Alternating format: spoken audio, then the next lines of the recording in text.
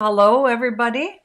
I hope you're out there, and if you are, please jump into the chat and say hello and tell me where you're from.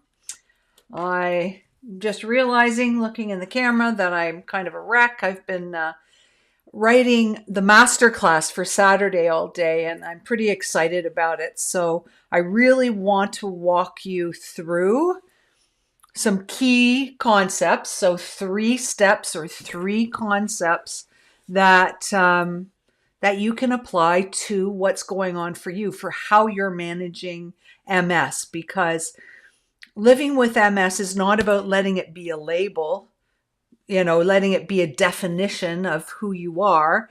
It's about it being an awareness and almost a call to action to say, okay, I've got this. And to be able to say, I've got this means that you've educated yourself responsibly, you're taking action, you've got something that creates a foundation, and you've got something that's got a view to the future.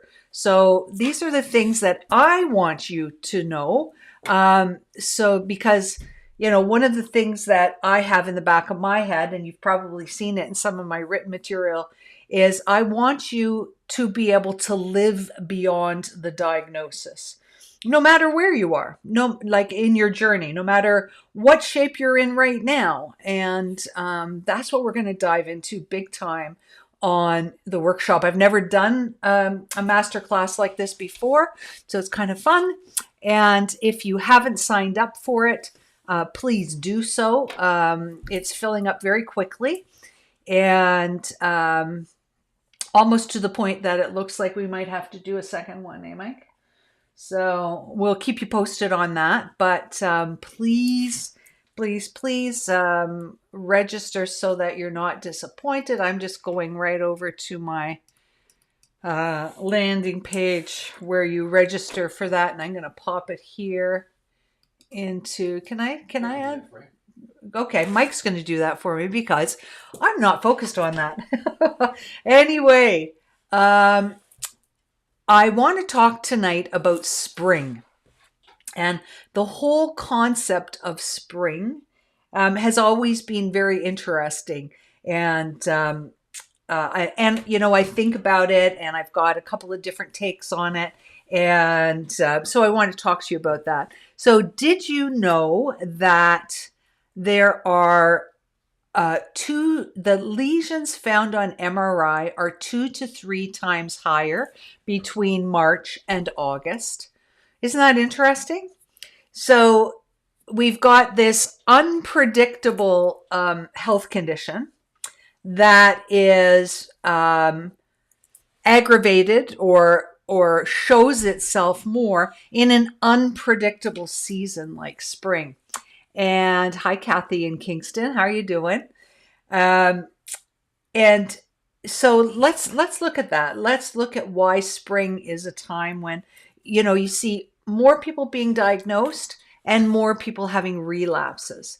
And I've got some theories on this. There are a lot of researchers that support this. They say, yeah, that's the way it is. There are other researchers that say, yeah, maybe not. But I can tell you, in my clinic for 20 years, I definitely saw this to be true. So depending on where you are in the world, things can be different or maybe similar but different in that, spring can be a time when, during the day, it can be like 25 degrees or 75 degrees Fahrenheit. And in the evening, it can still be below 0 or below 32 Fahrenheit.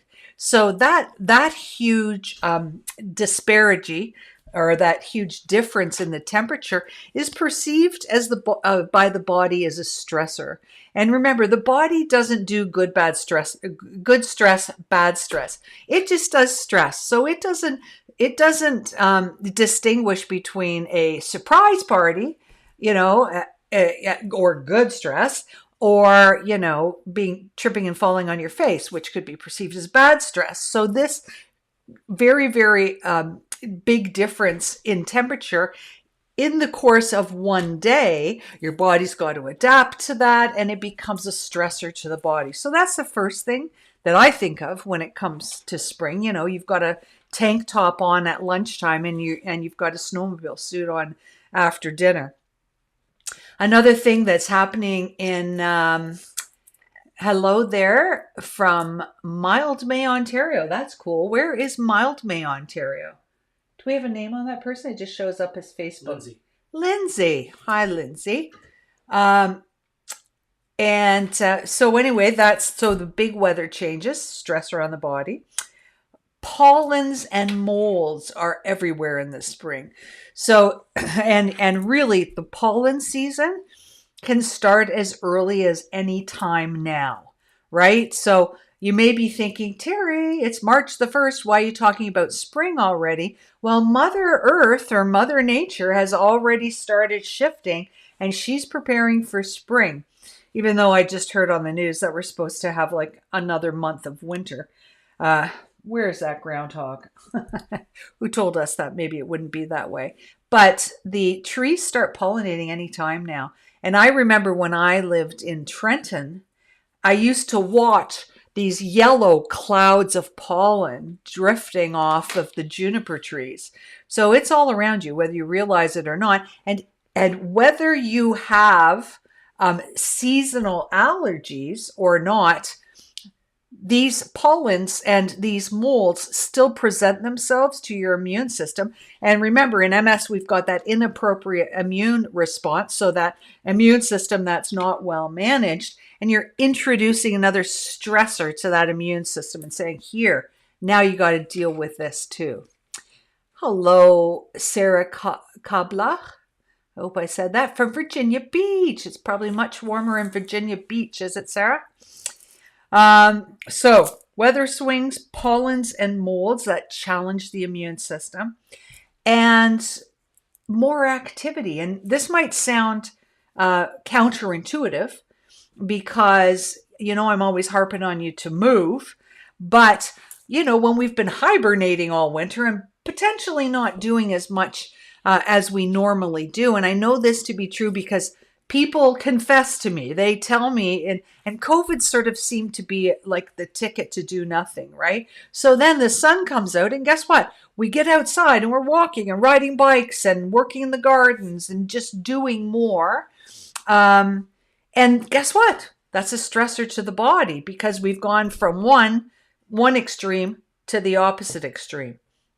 So that's weather swings, pollens and molds, more activity, and then there's daylight savings time. And drop in the chat and tell me if daylight savings time affects you. I know it's only 1 hour that we lose in the spring, but man, I know I experience it. It feels like I've lost an entire day, but I hear it all the time. People saying, I don't know, that daylight savings time just, you know, really messed me up. And so that's our biological clock being compromised in the name of why do we do daylight savings time? We should vote to turn it down. Yeah, we should vote to turn it down. I don't know. I think the States might be ahead of us on that. Oh. But anyway, daylight savings time, I think it was implemented for some kind of economical reasons and with absolutely no regard to our biological clock. So some people might find that a little bit stressful. Hi, Tanis. Hello. I'm not sure who that is from Ontario, Canada. Kara. Hi, Kara.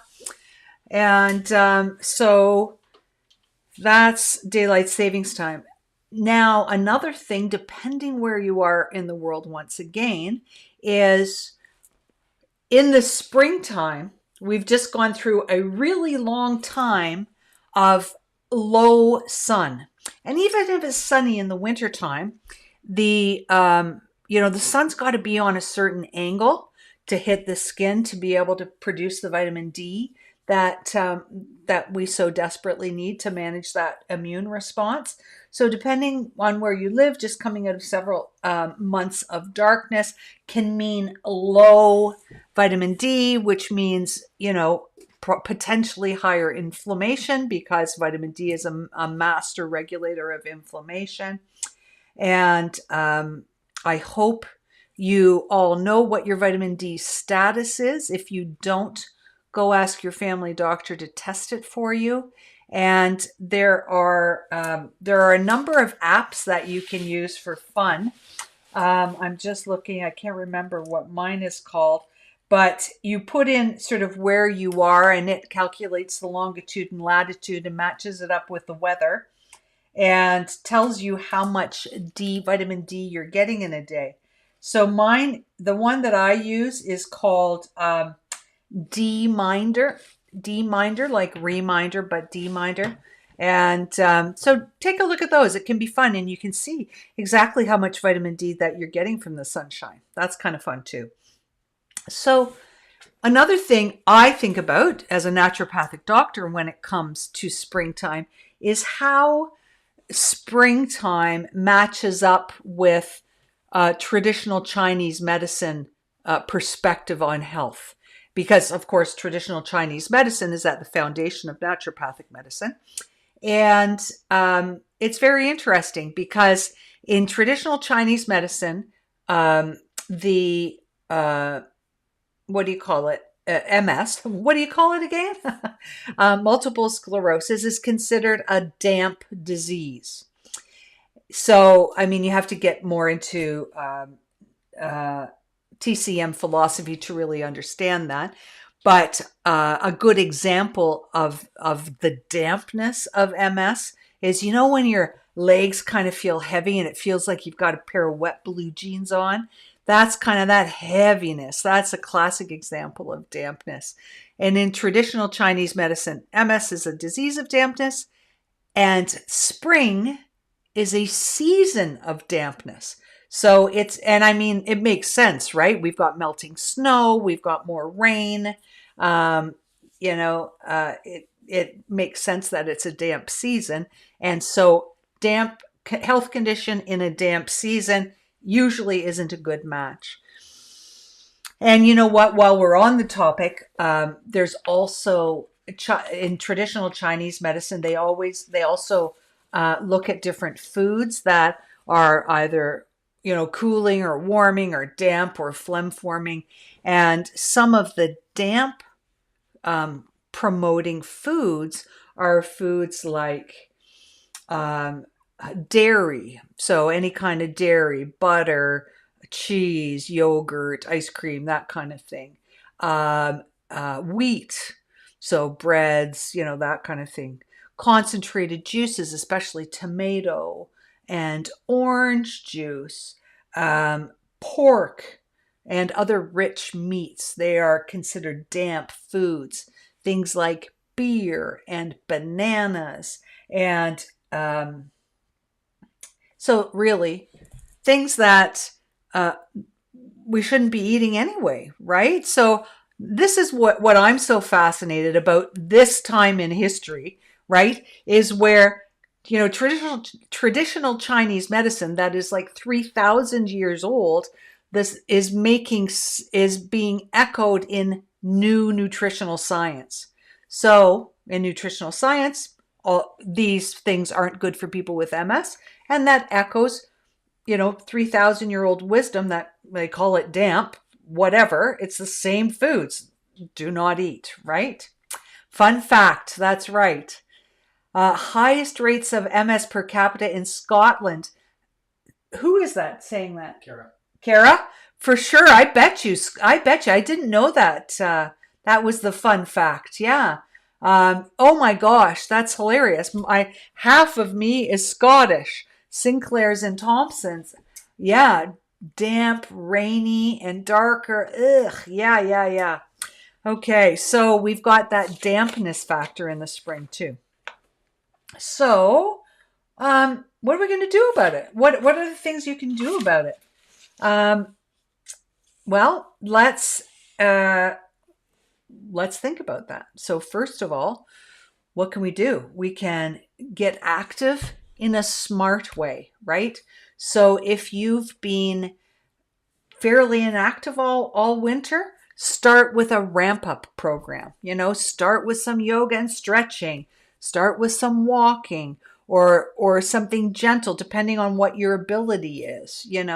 Get in the pool if balance and uh, mobility is an issue. Get somewhere where it's safe. Maybe you start to see your physiotherapist or your trainer again and get them to, write you a spring program. Let's get back at this kind of program.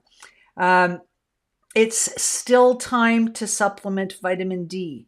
So this is why I emphasize always knowing what your vitamin D status is, because um, the way I see it is we don't know what we don't know when it comes to vitamin D. I think, the rule makers want everything to be safe, safe, safe. But if you look at what the researchers are saying, it doesn't sort of align with the safe rule makers. So, we have different scientists that are using massive doses of vitamin D and having really good outcomes with MS. So, it's not something you're going to get toxicity from, contrary to popular belief. And I learned that from the vitamin D researcher Michael Hollick. In fact, he kind of mocks the whole concept of vitamin D toxicity. But know your vitamin D. You should still be supplementing this time of year, and get your D Minder app or any one of the vitamin D apps going out there. One of the things I didn't talk about in potential causes was melatonin levels. So melatonin is a hormone it's the sleep hormone. It's also wildly anti-inflammatory and antioxidative. So it does a lot of really good things for the brain. And it's probably the only hormone replacement therapy that I really support because it's so good for the brain.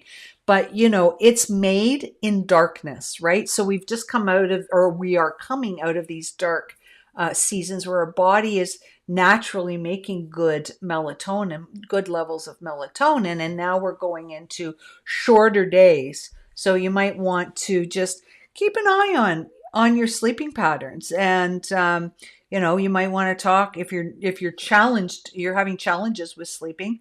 You might want to just check in with your healthcare provider and see if supplementing some melatonin it might be a good idea for you.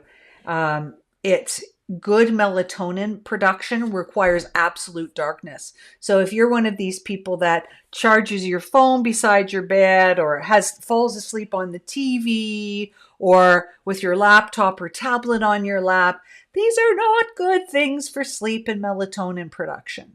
Okay? I remember my old traditional Chinese medicine professor said, the bedroom is for two things, sleeping and sex. And if you're not doing those in there, you should be in a different room. So your TV doesn't belong in your bedroom. Your computer doesn't belong in your bedroom. Your telephone doesn't belong, or your cell phone doesn't belong in your bedroom. So, people say, oh, but I have my alarm on my cell phone. Great. Put it on the bathroom counter. Let it charge and be your alarm clock on the bathroom counter. Trust me, you're going to hear it. So the next thing, so that's all about melatonin. The next thing then would be about managing seasonal allergies. Because remember I said those pollens and molds are just more of a burden on your immune system. So we've got that wonky immune system that's working overtime and attacking everything, including our brains. So get those seasonal allergies under control. And I've got a bit of a spoiler alert here. That happens through the gut. That happens through the microbiome. It's not a deficiency in antihistamine medication. It means that your gut needs help, okay? And eat with the seasons. I mean, as the spring comes, so do the leafy greens. Well, think about what's happening there. The leafy greens, all that vitality it to get you going. Think of yourself as a bear that's been hibernating for 3 months, right? What do you want now? You want that vitality. You want to get out there. So look locally. Look at the farmers market. Get excited about the farmers markets starting up again and buying local, fresh, organic food in season. So that's kind of is spring friend or foe? Well, there's a lot of observational evidence to support it. Some researchers believe and we also see, what did I say, 3 to 5 times more lesions on MRI between March and August. So once again, it's about managing things, right? It's about managing.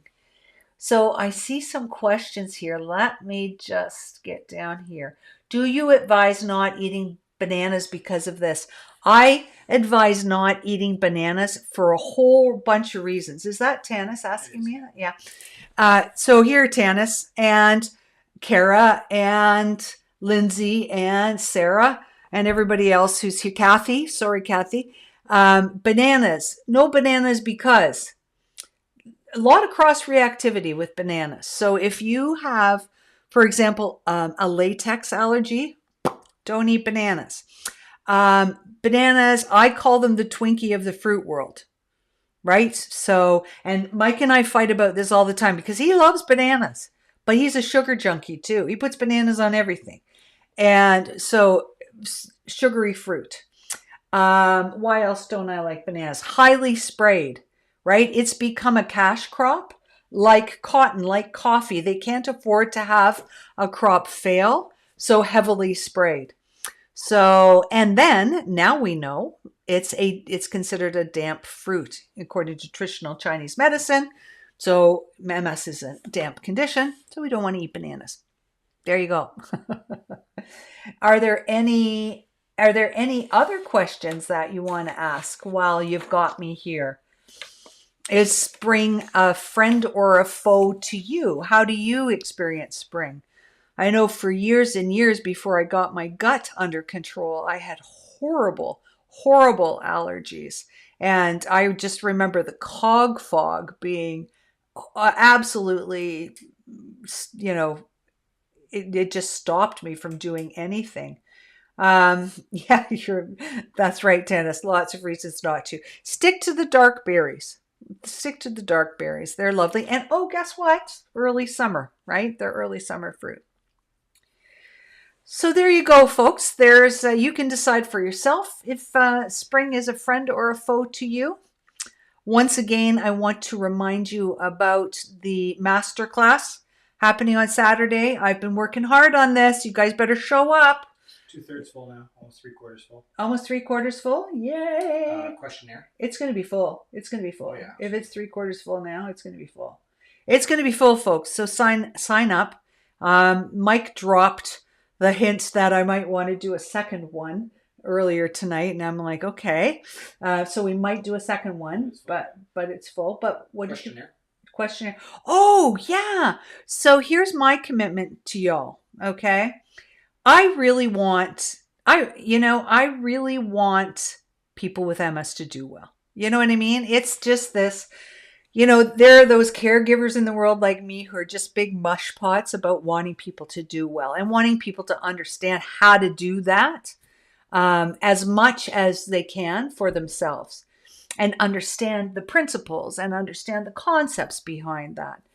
And so my commitment is to step up my communication in March, because I'm using March as an excuse. March is MS Awareness Month in the US, and May is MS Awareness Month in Canada, and of course May 30th is World MS Day. So my commitment is this spring to get my you-know-what together and get in a routine where I'm showing up more for you guys.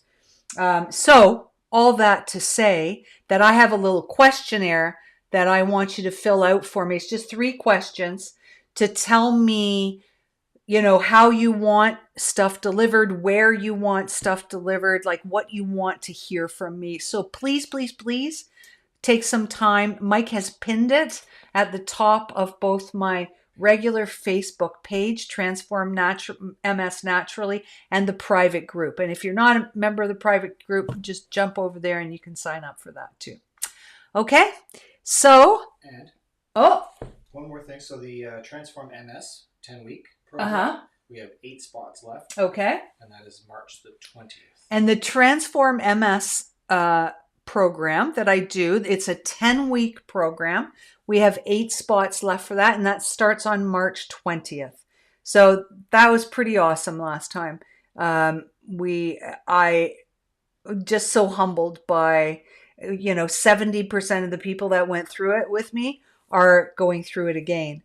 So that's pretty, I take that as a pretty big compliment. So if you want to dig deeper, if you want to do more, if you want to augment your one-on-one with myself or whomever you see, it's not going to duplicate effort. It's just going to take you to another level. So that is, there's a website for that, www.transform.ms. So now I'm going to sign off and I'm going to say, see you on Saturday and then next week. Okay. Take good care. Bye-bye.